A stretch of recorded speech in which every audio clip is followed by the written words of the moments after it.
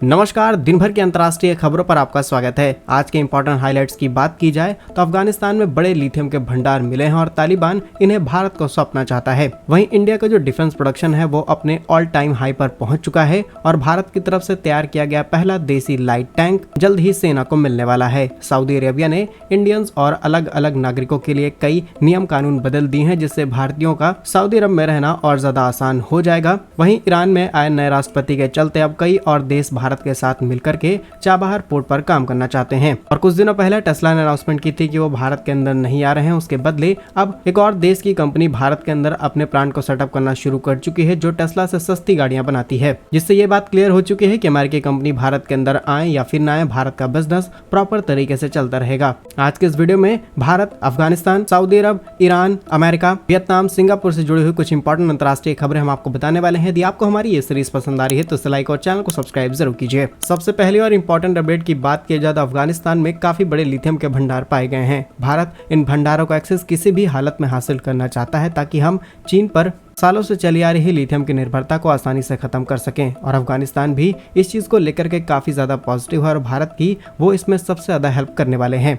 Details की बात की जाए तो चीन की जो मोनोपोली है लिथियम के ऊपर, उसे कंट्रोल करने के लिए भारत और अफगानिस्तान ने मिलकर के एक नए प्लांट को बनाना भी शुरू कर दिया है, जिससे न सिर्फ दोनों ही देशों के बीच रिश्ते मजबूत किए जा सकते हैं बल्कि बायलैटरल ट्रेड दोनों देशों के बीच बढ़ने वाला है। और यदि आपको याद हो तो जब भारत की तरफ से अपने दूतावास को यहाँ पर खोला जाता है, इसके अलावा अफगानिस्तान को भारत की तरफ से करोड़ों डॉलर की मदद भेजी जाती है। कई प्रकार की दवाइयां, मशीनें, गेहूं हम अफगानिस्तान को एक्सपोर्ट करते हैं ताकि हम भविष्य में अफगानिस्तान के साथ अपने रिश्ते और ज्यादा मजबूत कर सकें। वहीं एक्सपर्ट्स की रिपोर्ट के मुताबिक अफगानिस्तान में करीब $1 ट्रिलियन का लिथियम है और भारत और अफगानिस्तान मिलकर के इसे अपनी किस तरीके से अर्थव्यवस्था में इस्तेमाल कर सकते हैं, इसी पर दोनों देशों ने एक नया प्लान को बनाना शुरू कर दिया है। जानकारी के लिए आपको बता दें कि आज के समय में पूरी दुनिया इलेक्ट्रिक व्हीकल्स की तरफ मूव कर रही है और इलेक्ट्रिक व्हीकल्स में सबसे ज्यादा इस्तेमाल होने वाली चीज है वो है इसमें लगे हुई लिथियम आयन बैटरीज। और इनको बनाने के लिए चाहिए होता है अच्छी क्वालिटी का लिथियम, जो आज भारत के पास नहीं है। इसीलिए आज हमारी ईवी इंडस्ट्री पीछे है, क्योंकि हम लिथियम इंपोर्ट कराते हैं, जिससे ईवीज का प्राइस देश के अंदर बहुत ज्यादा बढ़ जाता है। वहीं टाइम्स ऑफ इंडिया की रिपोर्ट के मुताबिक भारत आज चीन से करीब 6000 से लेकर के 10,000 करोड़ का लिथियम इंपोर्ट कराता है और 2030 तक भारत की डिमांड करीब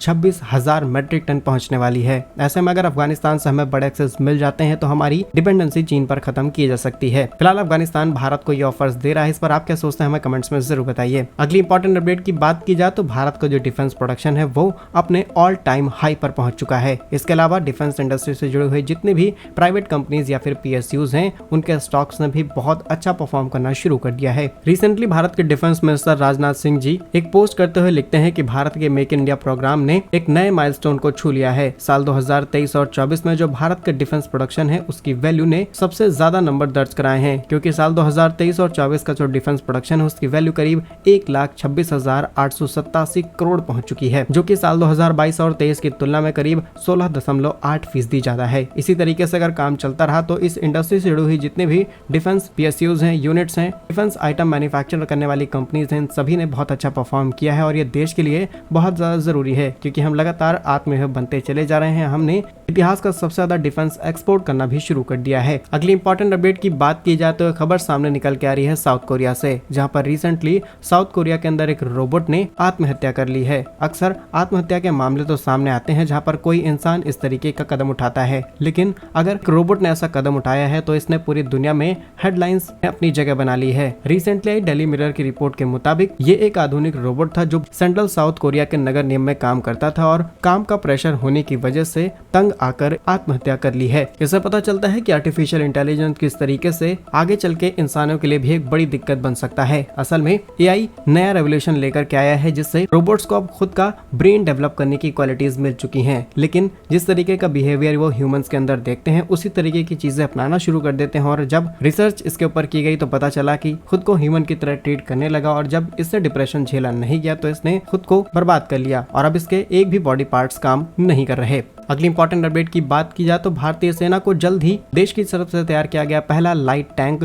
जोरावर मिलने वाला है और यह भारत के लिए किसी बड़ी उपलब्धि से कम नहीं है। रिसेंटली रिपोर्ट्स के मुताबिक डीआरडीओ और एलएनटी ने मिलकर के जिस स्वदेशी लाइट टैंक जोरावर को बनाकर के तैयार किया है उसकी तस्वीरें सामने निकल के आई हैं और इससे सीधे हम चीन और पाकिस्तान का मुकाबला कर पाएंगे, वो भी उन इलाकों में जहां पर नॉर्मल टैंक ले जाना भी बहुत ज्यादा मुश्किल हो जा रहा था। ये हल्के टैंक आसानी से पहाड़ों की चढ़ाई चढ़ सकते हैं और कई प्रकार की गतिविधियां इन टैंक के माध्यम से सेना को करने में काफी ज्यादा आसानी होने वाली है। रिपोर्ट्स के मुताबिक इसे खासकर चीन का मुकाबला करने के लिए तैयार किया जा रहा है और इसे पूर्वी लद्दाख सेक्टर में तैनात किया जाएगा। रिपोर्ट्स के मुताबिक हल्के वजन और हाई क्वालिटी वाले इन डिफेंस टैंक को बहुत ही मेहनत के साथ भारत के अंदर तैयार किया गया है, जो कि T-72 और T-90 टैंकों की तुलना में बहुत ही ज्यादा ताकतवर माने जा रहे हैं। हल्के होने की वजह से ये कई प्रकार की पहाड़ी, नदियां और अन्य जल निकायों पर आसानी से आ जा सकते हैं। रिपोर्ट्स के मुताबिक साल 2027 तक इसे भारतीय सेना में शामिल किया जा सकता है, क्योंकि अभी इसका मास प्रोडक्शन देश के अंदर शुरू किया जा रहा है। बाकी डीआरडीओ की इस बड़ी मेहनत के लिए कमेंट बॉक्स में जय हिंद जरूर लिखिएगा। अगली इंपॉर्टेंट अपडेट की बात की जाए तो सामने निकल के आ रही है सऊदी अरब से, जहाँ पर सऊदी अरब की तरफ से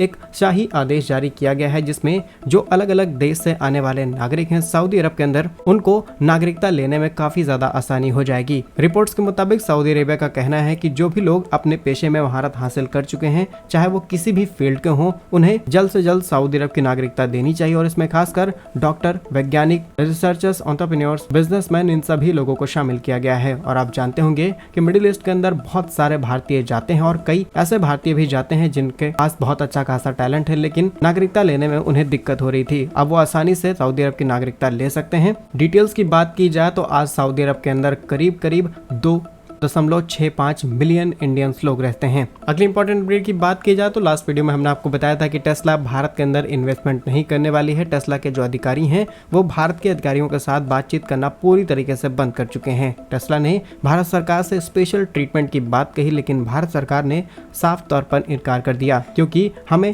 अपनी कंपनीज को भी देखना है और हम फॉरेन इन्वेस्टमेंट भी चाहते हैं, लेकिन हम इक्वली सबको ट्रीट करना चाहते हैं ताकि बैलेंस मेंटेन रहे। और अब टेस्ला भारत के अंदर आए या फिर नहीं आया, लेकिन वियतनाम की इलेक्ट्रिक निर्माता कंपनी विनफास्ट ने भारत के अंदर अपनी नई फैक्ट्री पर काम करना शुरू कर दिया है। फैक्ट्री का लगभग काफी बड़ा हिस्सा कंप्लीट किया जा चुका है और इससे पता चलता है कि टेस्ला जैसी कंपनीज भारत के अंदर आए या फिर ना आए, भारत का जो ईवी बिजनेस है वो लगातार स्केल अप होता रहेगा। रिपोर्ट्स के मुताबिक पहले कंपनी भारत के अंदर इंपोर्टेड गाड़ियां बेचने वाली थी, लेकिन अब ये भारत के अंदर प्रोडक्शन करने जा रही है। यह प्लांट तमिलनाडु के अंदर तैयार किया जा रहा है। 2025 में यह प्लांट पूरी तरीके से तैयार हो जाएगा और 2025 मार्च में यहाँ से ईवीज का प्रोडक्शन चालू हो जाएगा। कंपनी ज्यादा नहीं 25 से 30 लाख की रेंज वाली इलेक्ट्रिक कार्स यहाँ से रोल आउट करने वाली है। आज इस कंपनी की कार पूरे यूरोप, पूरे चाइना के अंदर बहुत ज्यादा फेमस है। और यदि आपको याद हो तो लास्ट ईयर ही कंपनी ने अनाउंसमेंट की थी कि वो भारत के अंदर करीब $2 बिलियन की इन्वेस्टमेंट करने जा रहे हैं, जिससे वो नए प्लांट सेटअप कर पाए। और फाइनली कंपनी ने इस प्रोजेक्ट पर काम करना शुरू कर दिया है और इसे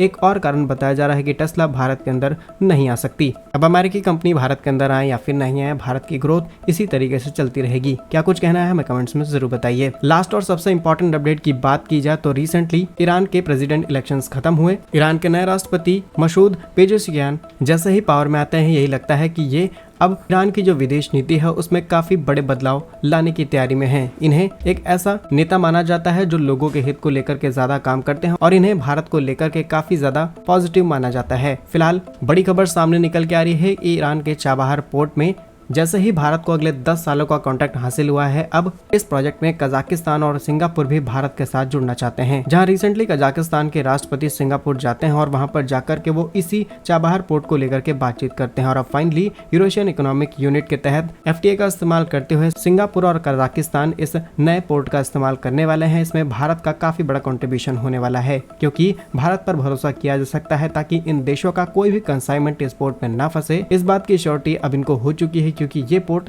भारत के हाथ में है। तो क्या कुछ कहना है आपका इन सभी अंतर्राष्ट्रीय खबरों पर, हमें कमेंट्स में जरूर बताइए। यदि आपको हमारी यह सीरीज पसंद आ रही तो इसे लाइक और चैनल को सब्सक्राइब जरूर कीजिए। वंदे मातरम, भारत माता की जय।